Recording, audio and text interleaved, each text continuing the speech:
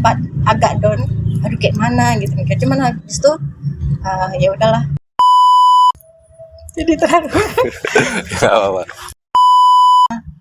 karena yakin gitu bahwasannya kok rezeki itu dari Allah, ya udah. Kayak udah setelah itu selanjutnya jalanin usaha gitu kan, yakin aja, yakin sama yang ketentuan Allah. Apapun kendala itu pasti memang ada, jangan pernah down waktu jalanin usaha, jangan pernah down. Jangan bosen-bosen untuk menonton Kalopsia ya guys ya.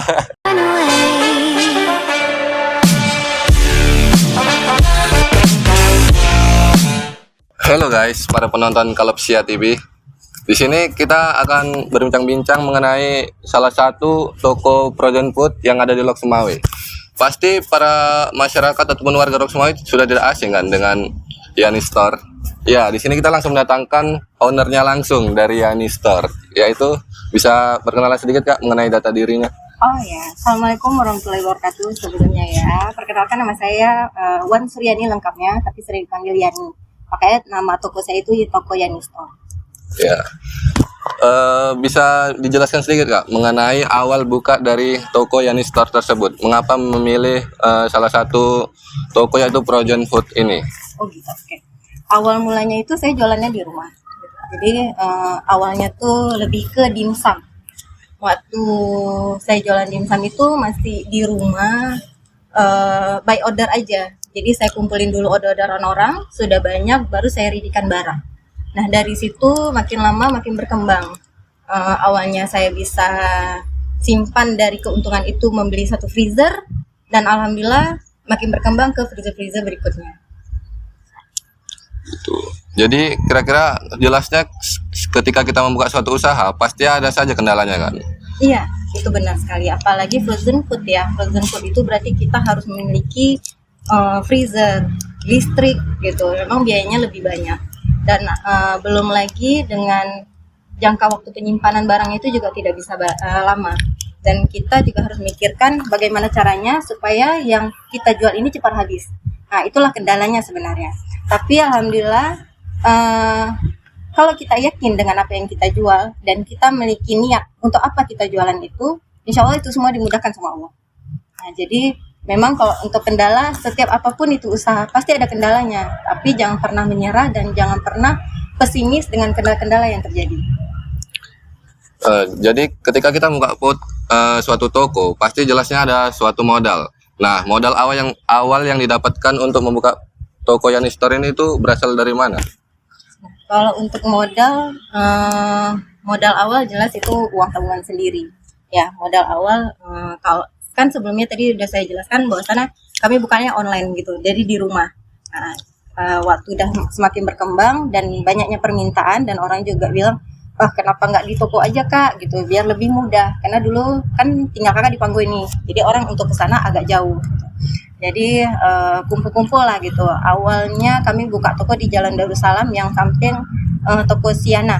Nah itu kan modal kayak kios gitu. Itu sewanya 15 juta. Nah, jadi awal mulai dari situ, dan karena makin berkembangnya lagi bertambah freezer, jadi kami pindah ke toko yang agak lebih besaran sedikit.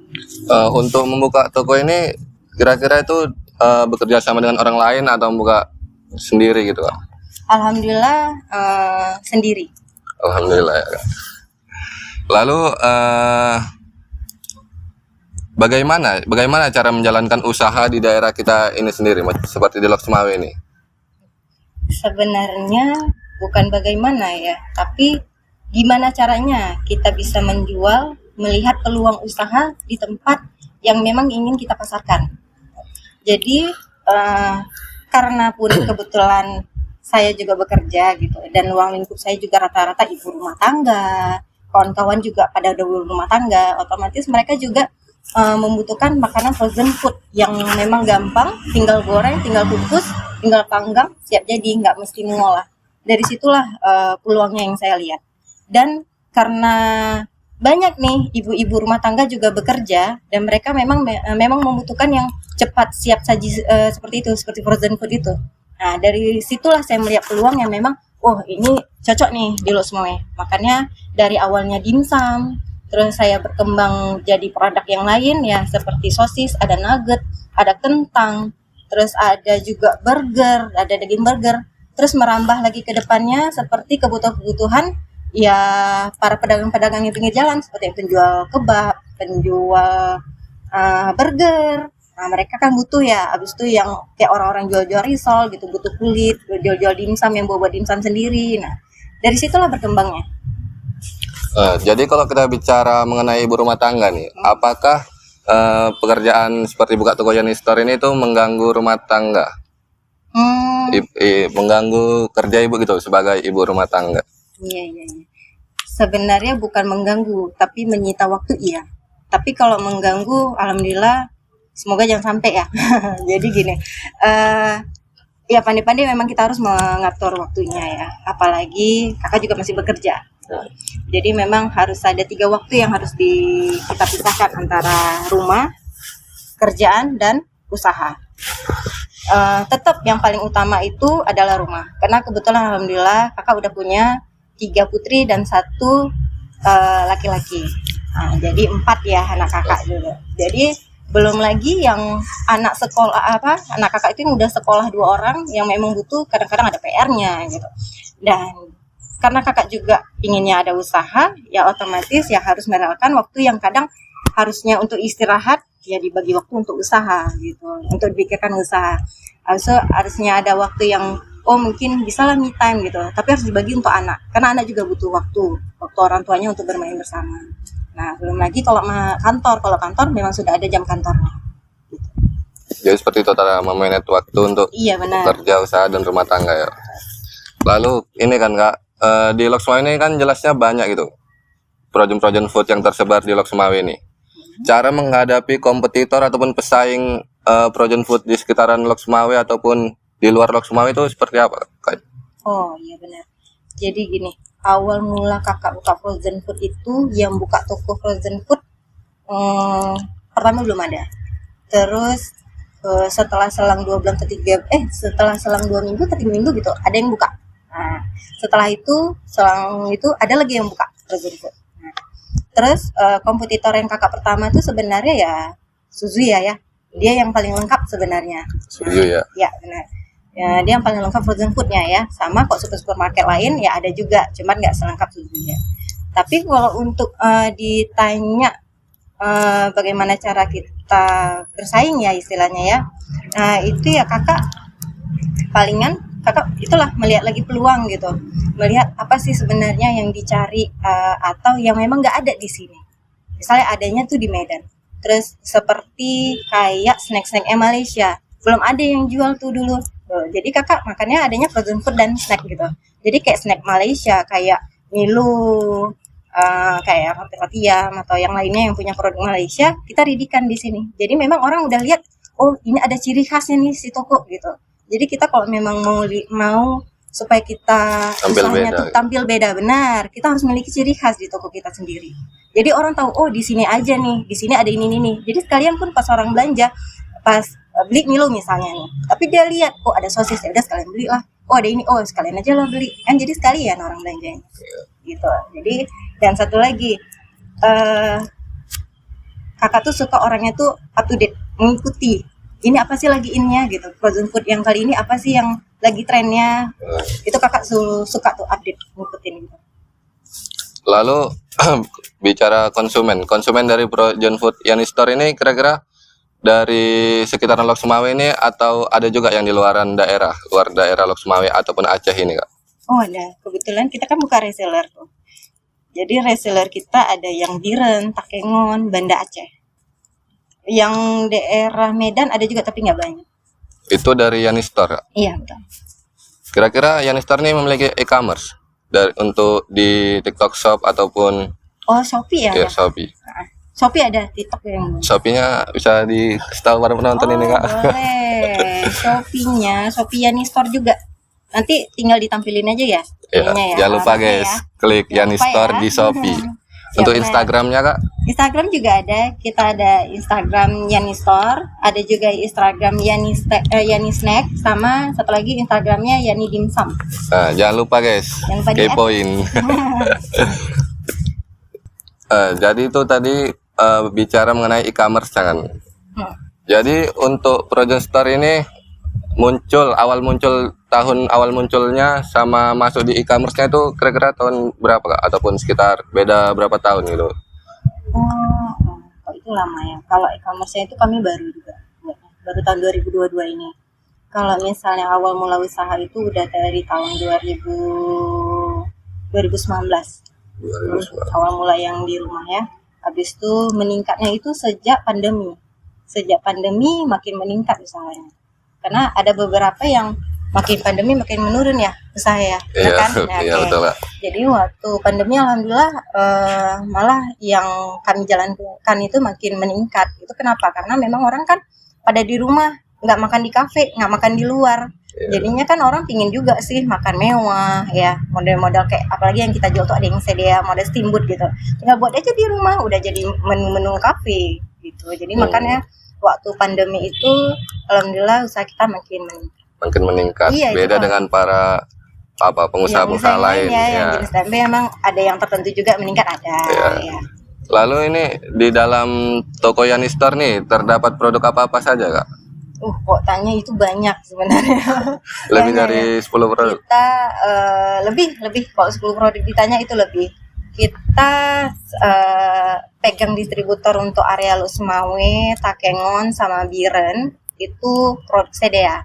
Sedea itu olahan ikan. Jadi banyak itu yang pedagang-pedagang pinggir yang model lok-lok ya, apalagi yang model makanan kekinian itu yang Korea-Korea itu, itu banyak Tteokbokki. itu. Iya, tteokbokki gitu-gitu ya. Itu banyak pakai yang bahannya Sedea itu. Itu salah satu produknya. Banyak yang lain kayak sosis oke, banyak Bernardi ada juga Asimo, ada juga Fiesta, banyak lah. Nah, Yani Store ini kan dianya ngambil dari produk-produk lain Kakak, seperti sosis Kangeler gitu kan. Oh iya benar. Seperti ice itu seperti saya lihat tadi di Iya, bawah ada es krim gitu guys. Kira-kira Yani Store nih nggak ada mau berpikiran untuk mengeluarkan produk sendiri gitu. Seperti yang bermerek dari Yani Store brand. Jadi selama ini kita itu malah sebenarnya pingin yang ada kita cuman ini sih dimsum itu kita kerjasama dengan UMKM. Jadi mereka yang kerjakan ya kita yang pemasarannya gitu. Jadi kalau misalnya untuk kita mengeluarkan produk sendiri itu kan memang kita harus butuh waktu.